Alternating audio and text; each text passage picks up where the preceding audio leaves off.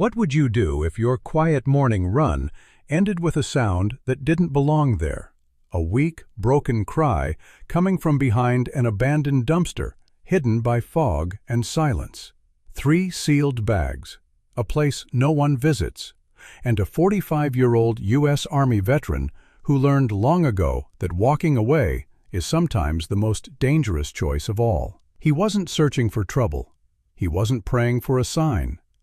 But when his knife cut into the first knot and a living breath escaped into the cold air, instinct took over.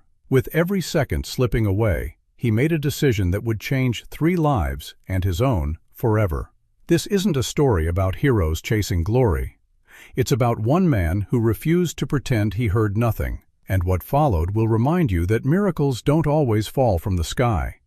Sometimes they kneel beside us in the dirt. Before we begin, tell us where you're watching from. Drop your country in the comments.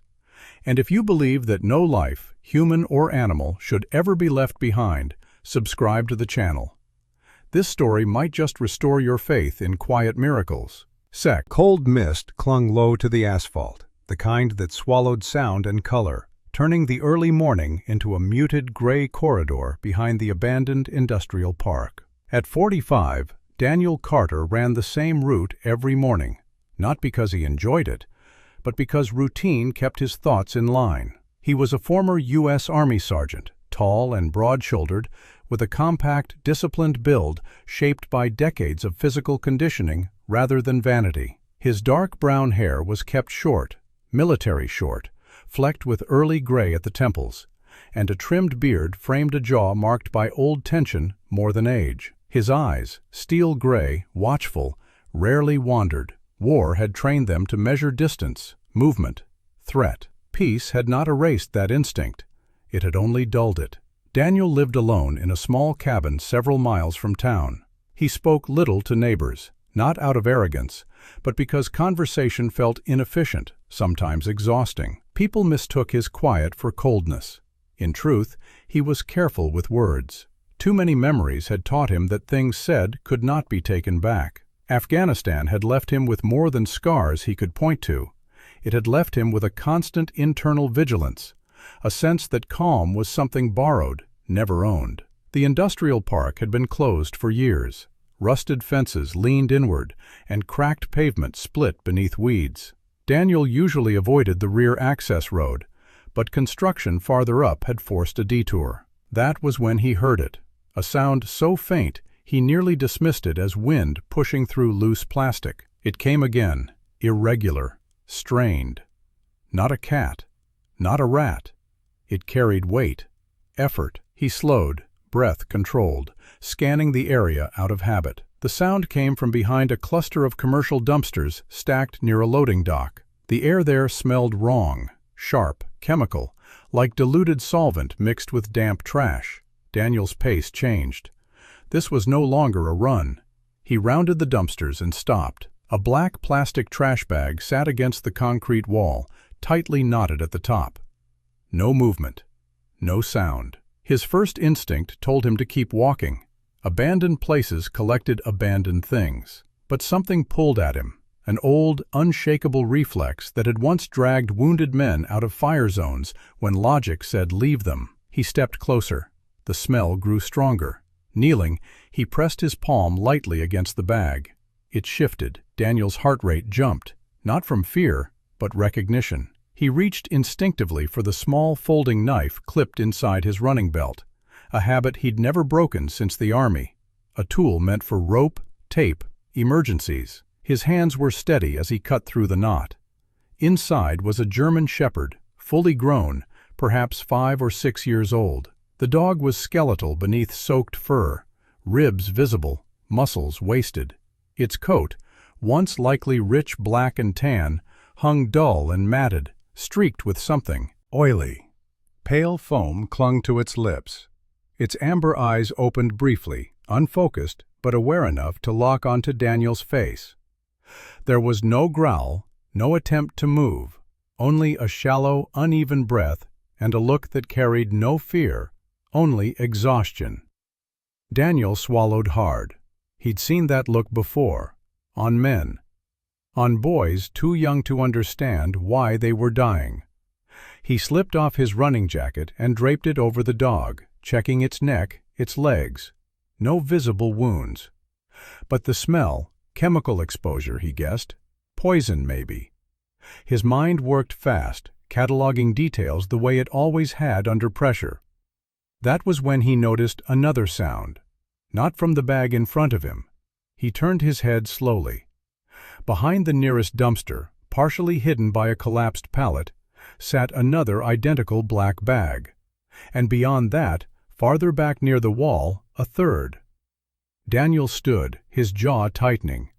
This wasn't random. This wasn't neglect. This was deliberate. He approached the second bag. The moment he touched it, the plastic trembled violently. He cut it open to reveal a golden retriever, smaller, younger, maybe 2 or 3 years old.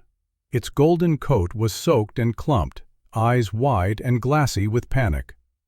The dog tried to scramble forward, only to collapse, shaking uncontrollably. Unlike the shepherd, this one cried softly, high-pitched, terrified. Daniel spoke without thinking, his voice low, controlled, the same tone he'd used on frightened soldiers and panicked civilians alike. The dog stilled slightly, though its body continued to tremble.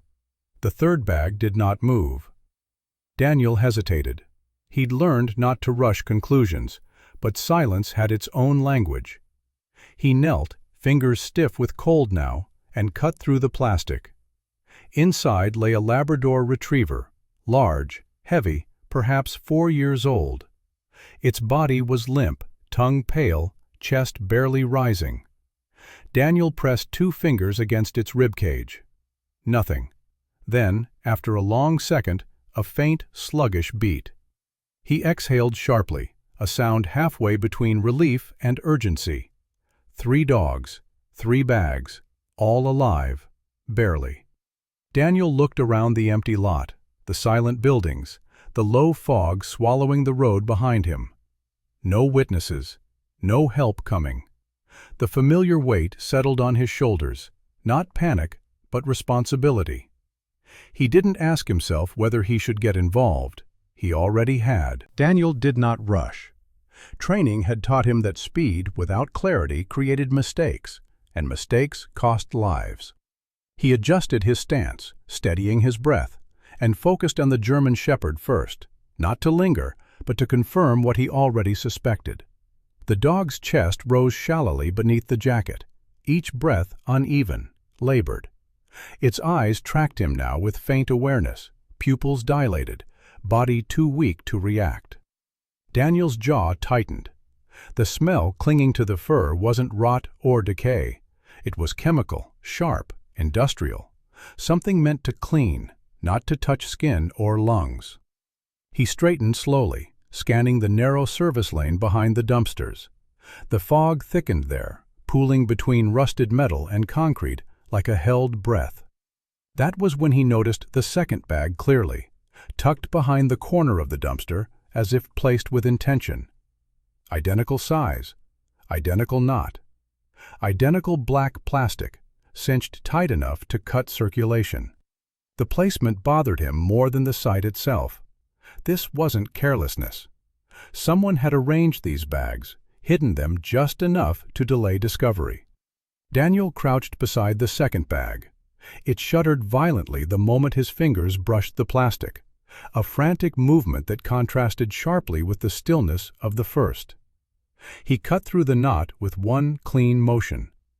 The golden retriever inside burst forward weakly, nails scraping concrete before its legs folded beneath it. The dog was smaller, younger, perhaps 2 or 3 years old, with a soft golden coat now darkened by moisture and streaked with residue. Its eyes were wide and glossy, filled with panic rather than pain, and its entire body trembled uncontrollably. "Easy," Daniel murmured, his voice low and even. He hadn't spoken to anyone all morning, yet the words came naturally, shaped by years of calming frightened men under fire. The dog's ears flattened, its breathing shallow and rapid, but it did not pull away. It watched him closely, head low, tail unmoving. Daniel noted the absence of aggression. Fear, not ferocity. A family dog, he thought, not a guard, not a stray. The realization sent a quiet chill through him. He glanced back at the German Shepherd, then farther down the wall where the fog thinned just enough to reveal the third bag.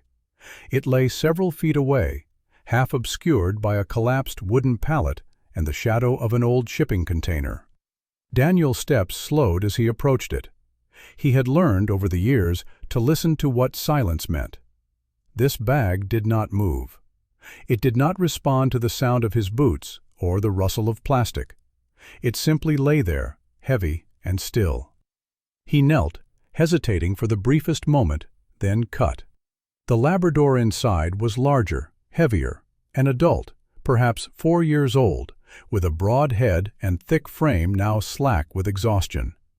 Its coat was pale yellow, nearly white in places where it had gone dull, and its tongue hung slightly from its jaw, mouth discolored. Daniel pressed 2 fingers against the chest, then leaned in, ear close to ribs. For a long second there was nothing. Then, faintly, a heartbeat, slow, irregular, but present. "Still with us," he whispered, more to himself than the dog. He sat back on his heels, mind working rapidly. 3 dogs, 3 different breeds, all adults, all restrained the same way, all exposed to the same substance. This wasn't a mistake or a single act of cruelty born from panic. It was a process. Someone had taken time. Someone had planned. Daniel's thoughts drifted briefly to his years overseas, to operations where efficiency and detachment blurred into something colder. He recognized the pattern now, the difference between chaos and intent. Whoever had done this knew these animals wouldn't be found quickly. They had chosen a place that had been abandoned by people long before it was abandoned by infrastructure. He moved quickly then, prioritizing warmth and air.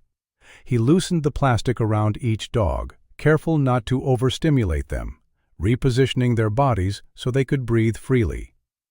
The German Shepherd lifted its head slightly when the Golden Retriever was placed nearby, eyes softening, the faintest twitch of a tail responding to the presence of another living thing.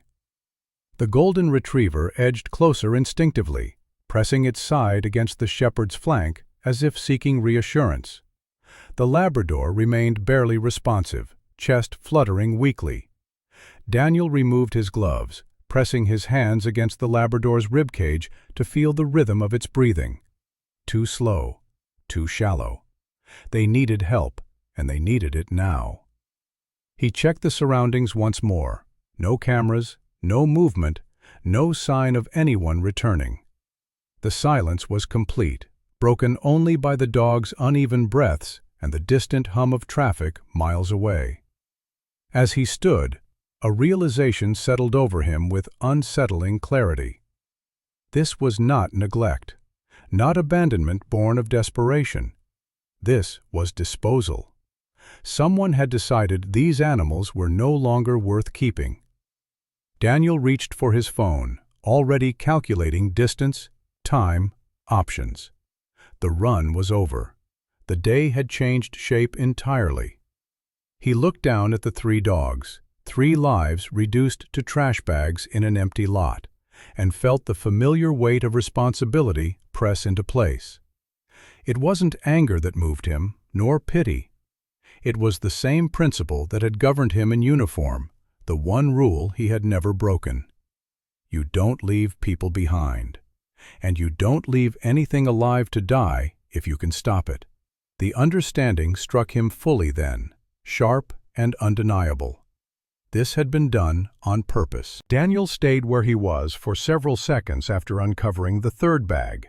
His knees pressed into the cold concrete, breath held tight in his chest. The Labrador lay motionless in front of him, its large body slack in a way that felt final. In the Army, stillness like that usually meant one thing. His mind reached for familiar protocols, old checklists shaped by loss. No response, no movement, no sound. He told himself not to assume, but a quiet, heavy certainty settled in anyway. He had seen death arrive quietly before. It often looked like this.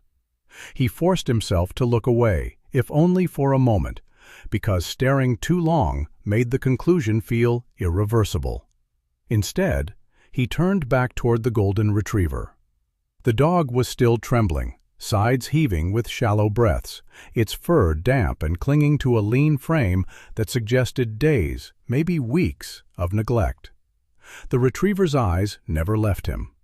They were warm brown, wide with confusion rather than fear now, as if the animal was trying to understand what kind of world placed it inside a trash bag, and what kind of man cut it free. Daniel moved slowly, careful not to crowd it. He crouched, extending one hand just enough for the dog to see without forcing contact. The retriever sniffed the air, hesitated, then shifted closer, collapsing against his boot. Its body was cold to the touch. Family dog, Daniel thought again. He pictured it once running across a backyard, coat shining, tail high, someone laughing nearby. That image angered him more than the bags ever could. Golden retrievers weren't abandoned quietly. They were given away, surrendered, rehomed, or they were loved until the end. No one who knew this breed, its softness, its instinct to trust, would do this unless something in them had broken long before today. A faint sound pulled his attention back toward the third dog. Or maybe it hadn't been a sound at all, just hope reaching for shape. Daniel shifted closer to the Labrador again. He studied the animal's face now, the broad muzzle slack, lips pale, whiskers stiff with residue. The smell of chemicals was stronger here, heavier. If the dog had been alive when it was sealed inside the bag, it hadn't been for long. Daniel pressed his palm against the concrete beside the dog, steadying himself. His thoughts went somewhere he didn't like to go, back to a night convoy years ago, to a man who hadn't moved when they pulled him free, to the silence afterward that no amount of radio chatter could fill. He felt the same tightening in his chest now, the same internal warning. Don't get attached. Don't assume miracles. "I'm sorry," he muttered, the words leaving him before he realized he'd spoken. He wasn't sure who they were meant for. Behind him, the German shepherd shifted. The movement was minimal, barely enough to register, but it was deliberate. The shepherd's head lifted slightly, eyes fixed not on Daniel, but on the Labrador. There was no whine, no bark, just attention. Focus. Something in the dog's posture made Daniel pause. Shepherds were observant by nature. They noticed what others missed. In his experience, they didn't waste energy without reason. Daniel leaned closer to the Labrador again, this time lowering his ear near the chest without touching. The cold made it difficult to tell anything by feel alone. For a long second, there was nothing. The fog pressed in around them. The world narrowed to concrete, plastic, and breath that might already be gone. Then, barely there, a sensation. Not sound, not movement, a faint, sluggish flutter beneath skin. Daniel inhaled sharply, then exhaled just as slowly. He didn't allow himself relief. Not yet. In war, false hope was more dangerous than certainty. Still, the shift inside him was immediate. The dog wasn't gone. Not completely. And that changed everything. He straightened, scanning the lot again. Time mattered now. Exposure mattered. Every minute wasted debating possibilities was a minute these animals didn't have. He pulled his phone from his pocket, checking the signal. Weak, but present. The nearest veterinary clinic was over 20 minutes away by car. On foot, impossible. He looked at the dogs again, calculating weight, movement, order. The golden retriever pressed closer to the shepherd, instinct overriding fear. The shepherd, despite its own weakness, adjusted its body to create space, a protective barrier Daniel recognized instantly. The Labrador remained still, breath shallow, the faint pulse irregular but present. Someone had gone to effort to hide them, to make sure they wouldn't be found quickly, to make sure they couldn't escape. That level of intention stripped away any lingering doubt. This wasn't a bad decision made in desperation. It was a choice. Daniel stood, the weight of it settling fully now. Whoever had done this had decided these lives were disposable. That belief, more than the cruelty itself, was what hardened his resolve. He had fought people who thought lives could be reduced to numbers before. He knew where that thinking led. He knelt once more beside the Labrador, resting a steady hand on the dog's shoulder, grounding himself in the moment. The dog did not react, but the pulse remained, fragile, stubborn. "You're not done yet," Daniel said quietly, not as reassurance, but as a statement. As he rose, one thought anchored itself in his mind, clear and unyielding. No one had meant for these animals to survive the morning. And that meant what came next wasn't just rescue, it was interference. Daniel cut the third bag with hands that were steady only because they had learned to be. The plastic parted with a dull rasp, releasing a heavier wave of chemical odor that stung his eyes and burned the back of his throat. Inside lay the Labrador Retriever, larger than the others, a solid animal reduced to stillness. The dog's body was warm enough to confuse the senses, but its breathing was so shallow it looked like the chest had forgotten how to rise. Its coat, once a clean pale yellow, was matted and streaked, the fur along the muzzle stiff where foam had dried. Daniel had seen men like this on medevac stretchers, big bodies gone quiet, strength turned inward, as if conserving the last fragments of life. He leaned in closer, ear hovering over the ribcage. For a long moment there was nothing but the distant hum of traffic and the faint whine of wind sliding through broken fencing. Then it came, a slow, uneven thud, followed by another that arrived late, reluctant, as if the heart itself was unsure whether to continue. Daniel closed his eyes briefly, grounding himself. A heartbeat meant time, not much, but enough to act. He slid one arm beneath the Labrador's chest and another under its hindquarters, lifting carefully to avoid collapsing the airway. The dog's weight surprised him, not because it was heavy, but because it was wrong, too limp for an animal built to run and retrieve. As he shifted the body, his fingers brushed the neck. He froze.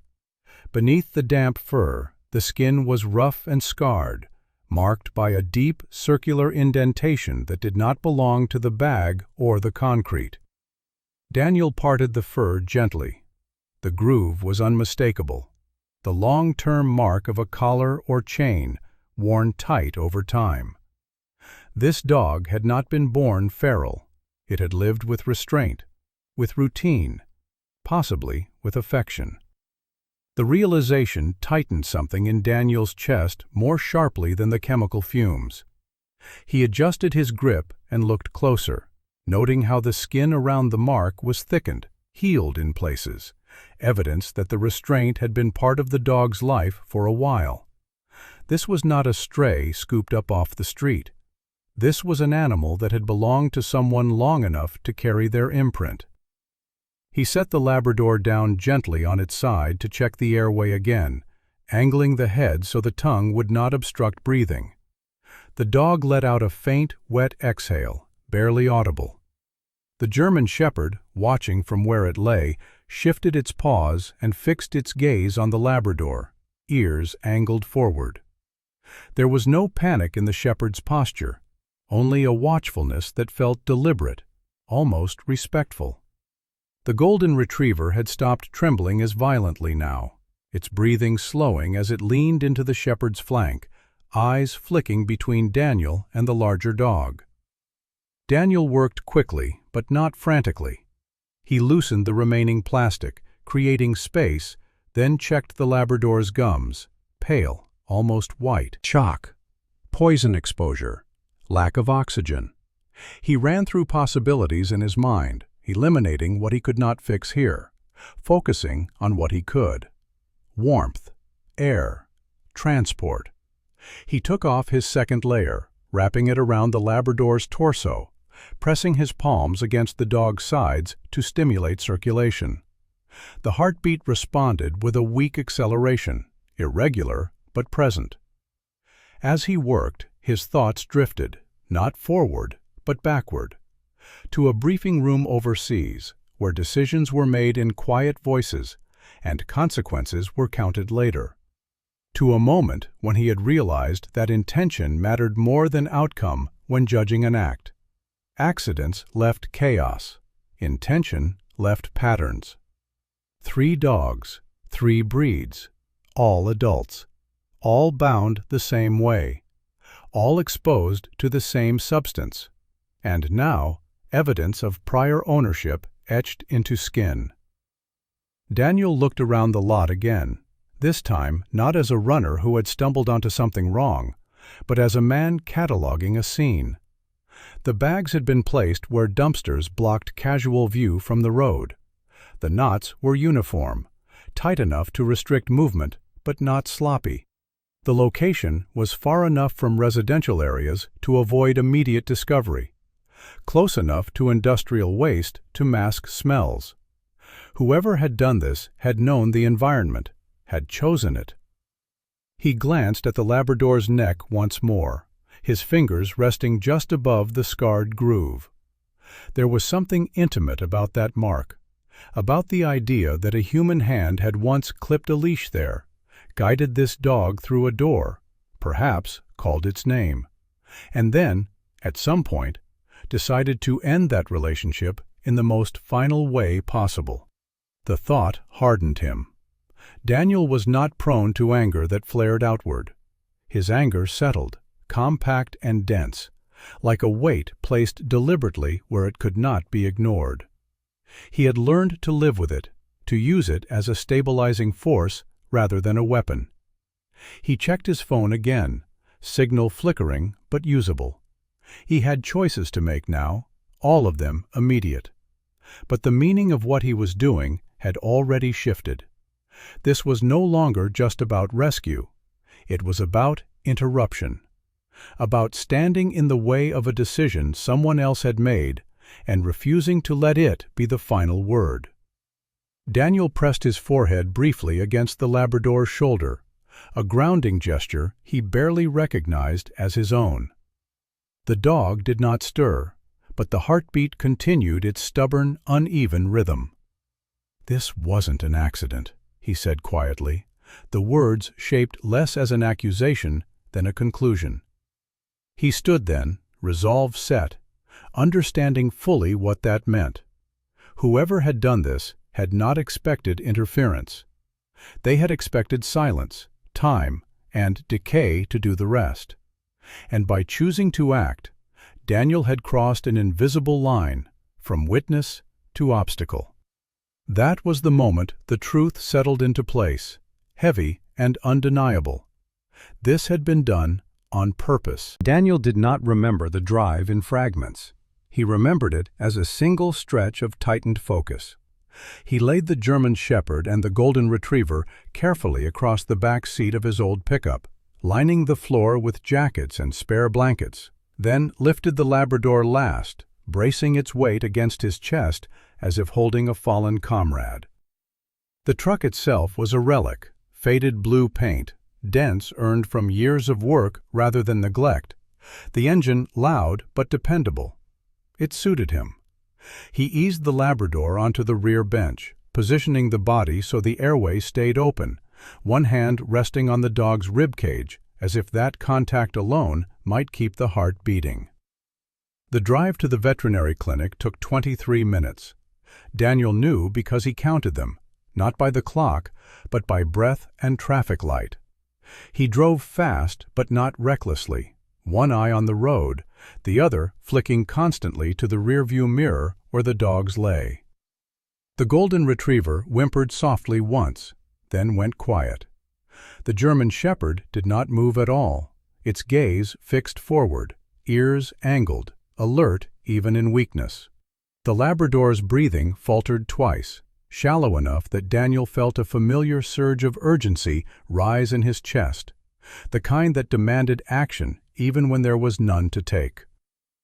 The clinic stood at the edge of town, a low, practical building with pale siding and fluorescent lights that glowed harshly against the gray morning. Daniel pulled into the lot without shutting off the engine. The moment he stepped inside, the smell changed, from chemical cold to antiseptic warmth. A woman behind the front desk looked up sharply. Her name was Dr. Emily Hartman. She was in her early 40s, medium height, lean from long hours on her feet, with dark auburn hair pulled back into a loose knot that always seemed one motion away from unraveling. Her skin was pale, freckled lightly across the nose, and her eyes, hazel, quick, missed very little. Years of emergency cases had shaped her posture into something both calm and ready, as if she lived perpetually on the edge of response. She registered Daniel's expression, the state of the dogs, and the smell clinging to them all in the space of a breath. "Bring them in. Now," she said, already moving. 2 technicians followed, one a young man with a shaved head and anxious hands, the other a woman with cropped black hair and steady eyes. They lifted the Labrador first. Dr. Hartman's hands were firm, practiced, checking gums, pupils, pulse, issuing instructions without raising her voice. The Labrador was rushed through swinging doors toward the treatment area, oxygen mask already being fitted.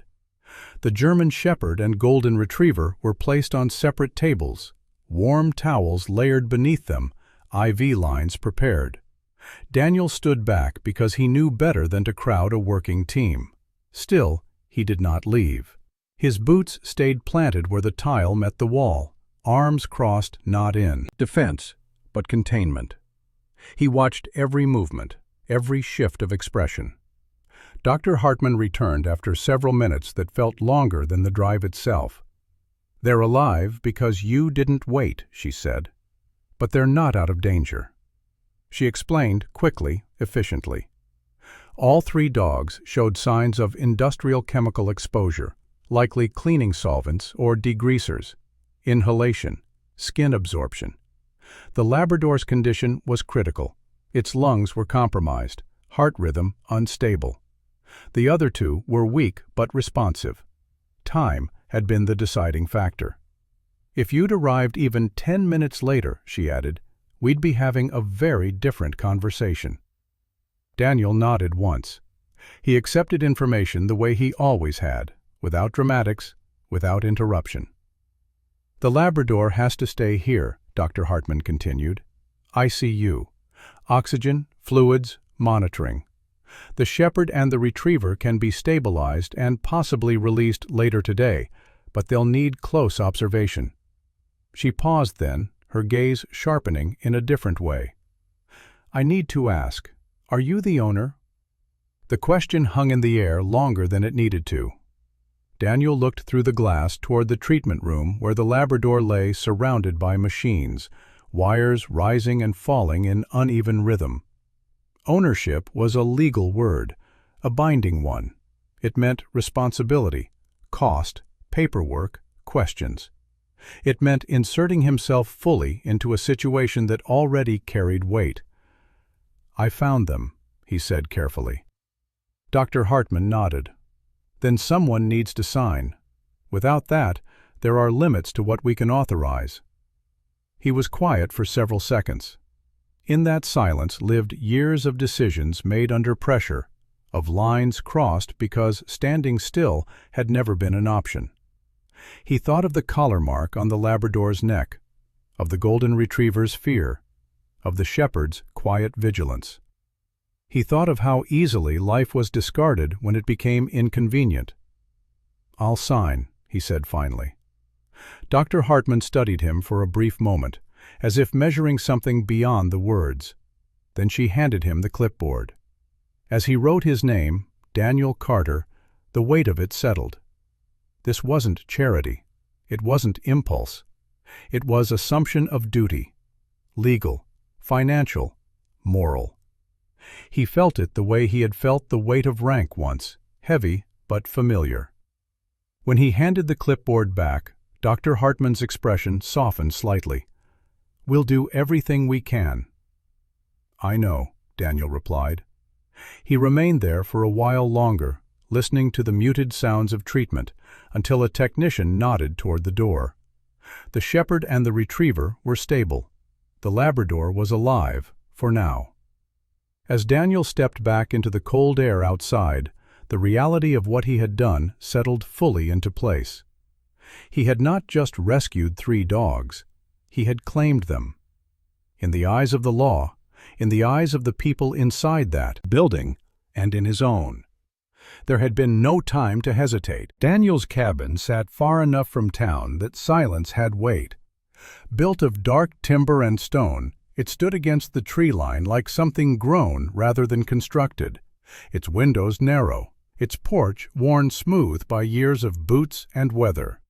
He brought the German shepherd and the golden retriever inside just after dusk, the cold still clinging to their fur. The shepherd moved first, slow and deliberate, body low, muscles tense despite exhaustion. He was a large male, perhaps 6 or 7 years old, sable-coated with dark masking around the eyes and muzzle, the kind of dog bred for awareness rather than comfort. His ribs showed faintly beneath the fur, but his posture carried authority. Even weak, he placed himself between Daniel and every doorway, every shadow, eyes tracking corners as if cataloging threats that no longer existed. The golden retriever followed only after hesitation. Younger, 2, maybe 3, she was lighter in build, her golden coat dulled by exposure, her ears pinned back in constant uncertainty. Her fear expressed itself in small, frantic movements, pacing, circling, freezing when sounds shifted. She startled at the crack of the stove, at the wind pressing against the walls, at Daniel's boots on wood. When he set down a bowl of water, she approached it as if expecting punishment, lowering her head but keeping her eyes on him the entire time. Daniel said little. He moved through the cabin with careful predictability, placing blankets near the fireplace, keeping lights low, letting the space speak for itself. The shepherd chose his place immediately, lying across the threshold between the main room and the hallway, head resting on paws but eyes open. The golden retriever hovered near the wall, close enough to feel warmth, far enough to flee if needed. Night came slowly. When Daniel finally lay down, boots off but clothes still on, sleep did not arrive gently. It never did. The dream took him back to sand and smoke, to the sound of rotors and shouting, to a night thick with heat where breath came hard and fast and nothing stayed quiet for long. His body reacted before his mind could intervene. His chest tightened, breath turning shallow, hands curling as if grasping for something solid. A sound escaped him, half gasp, half command, before he could stop it. The shepherd was already moving. He rose silently, crossing the room with purpose, placing his weight against Daniel's chest and shoulder, not aggressive, not panicked, but firm. The dog's warmth pressed through fabric, grounding, anchoring. One paw came up, resting against Daniel's arm, claws blunt, pressure steady. The shepherd's breath was slow and audible, deliberate enough to be followed. Daniel fought it for several seconds, trapped between memory and present, lungs refusing rhythm. Then the pressure registered, the warmth, the weight. His eyes opened to darkness and timber, not fire and debris. He sucked in air, ragged at first, then steadier. The shepherd did not move until Daniel's breathing matched his own. When Daniel finally exhaled fully, the dog lowered his head but did not retreat, maintaining contact until the tremor passed. The golden retriever watched from her corner, eyes wide but curious now rather than afraid. She crept closer once the room settled, lying down near Daniel's feet, still ready to bolt but unwilling to be alone. Morning came pale and cold. Daniel woke stiff, the shepherd still stationed near him, the retriever asleep at last, curled into herself like a question mark. He moved quietly, brewing coffee, feeding them small portions under Dr. Hartman's instructions. The retriever ate cautiously, pausing between bites to watch his hands. The shepherd waited until both had finished before touching his own bowl. The phone rang just after sunrise. Dr. Emily Hartman's voice carried both fatigue and relief. The Labrador had stabilized overnight. Oxygen levels were improving. The heart rhythm had evened out. Not safe yet, but past the edge. Daniel closed his eyes briefly, letting the information settle. "There's something else," she added. "Animal control flagged the case. The exposure levels, the condition, the collar mark, you weren't wrong. Police have been notified. They're opening an investigation." Daniel looked out the cabin window toward the trees, the shepherd's reflection faint in the glass beside his own. "I understand." "This may involve statements," Dr. Hartman said gently. "Possibly follow-up questions." "Tell them I'll cooperate," Daniel replied. He meant it. When the call ended, the cabin felt different. Not louder, not safer, just altered. The rescue had been the beginning, not the end. Somewhere, someone was realizing their plan had failed, that the silence they expected had been interrupted. The shepherd rose and came to stand beside him, gaze following his toward the tree line. The golden retriever shifted closer as well, pressing lightly against his leg, tentative but seeking. Daniel rested a hand on each of them, feeling the truth of it settle in his chest. Saving them had changed the shape of his life. And now, whatever came next, would not be quiet. The investigation moved quietly at first, like frost creeping across glass. Daniel gave his statement without embellishment, sitting across from a detective whose tired eyes suggested years of disappointment rather than surprise. The man introduced himself as Officer Mark Reynolds, late 40s, broad-shouldered, with a salt and pepper beard trimmed short, and a permanent crease between his brows. He spoke gently, deliberately, as if he understood that truth often surfaced best when not forced. Mark had grown up in a rural town much like this one, and it showed in the way he listened, patient, grounded, respectful of silence. Evidence accumulated faster than Daniel expected. Surveillance footage from the industrial yard. Purchase records of the chemical solvent traced to a local cleaning contractor. A neighbor's report of barking followed by abrupt quiet. The pattern became undeniable. This had not been neglect. It had been disposal. The person responsible had believed anonymity and indifference would erase accountability. They were wrong. Charges were filed: animal cruelty, intentional poisoning, abandonment with malicious intent. Daniel was not present in court when the verdict was delivered, but when Officer Reynolds called to inform him, his voice carried a note of closure that words alone could not convey. Justice, imperfect and limited, had done its part. Time passed differently after that. Weeks unfolded not in dramatic turns, but in routines: medication schedules, short walks, measured meals. The German shepherd regained strength first, muscle returning beneath his coat, posture settling into a calm authority that no longer scanned every shadow. The golden retriever learned the rhythms of the cabin, how the stove clicked as it cooled, how the wind spoke through pine needles, and began to wag her tail cautiously, then freely. She discovered joy in small things: snowflakes caught on her nose, the sound of boots signaling Daniel's return, the warmth of lying too close to the fire. The Labrador came home last. It was the first snowfall of the season when Daniel drove to the clinic, the world softened under a thin white layer that muffled sound and sharpened memory. Dr. Emily Hartman met him at the door, fatigue etched deeper into her face now, but satisfaction there too. The Labrador emerged slowly, heavier than before, steadier on his feet, eyes clearer. The scar around his neck remained, a pale reminder of a past that would not vanish. But his tail lifted when he saw Daniel, hesitant at first, then confident. Back at the cabin, the reunion was quiet. No frantic movement, no chaos, just recognition. The shepherd approached first, sniffing carefully, then stepping aside to allow space. The golden retriever circled, tail wagging low but eager. The Labrador paused at the threshold, taking in the smell of wood smoke and snow, then stepped inside as if he had always belonged there. That night they lay together by the fire.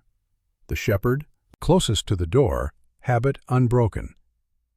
The golden retriever pressed against Daniel's legs, warmth seeking warmth.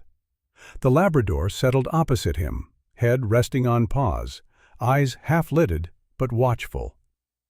Daniel sat with his back against the chair, listening to the crackle of logs and the steady breathing around him. He thought of the man he had been when he first heard the sound behind the dumpsters, disciplined, contained, living alone by choice rather than accident. He had believed solitude was a kind of control. He understood now that it had been a shield. The dogs had not asked him to lower it. They had simply walked through it, one breath at a time.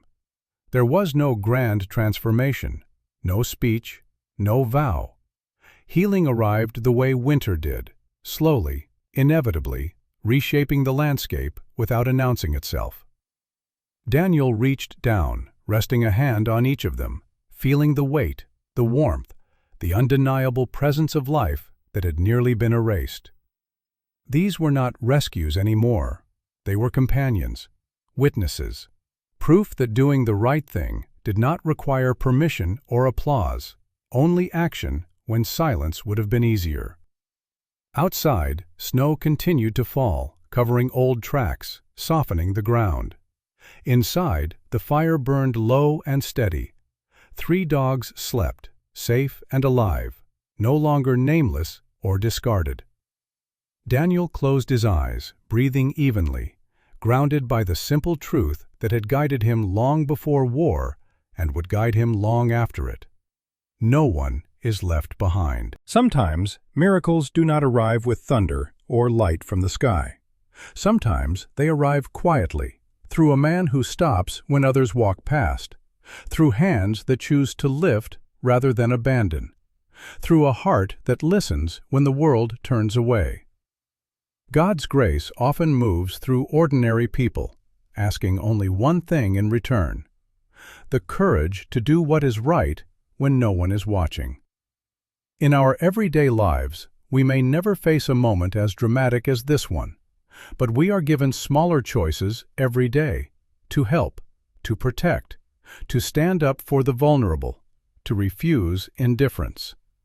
And in those moments, love becomes a living miracle.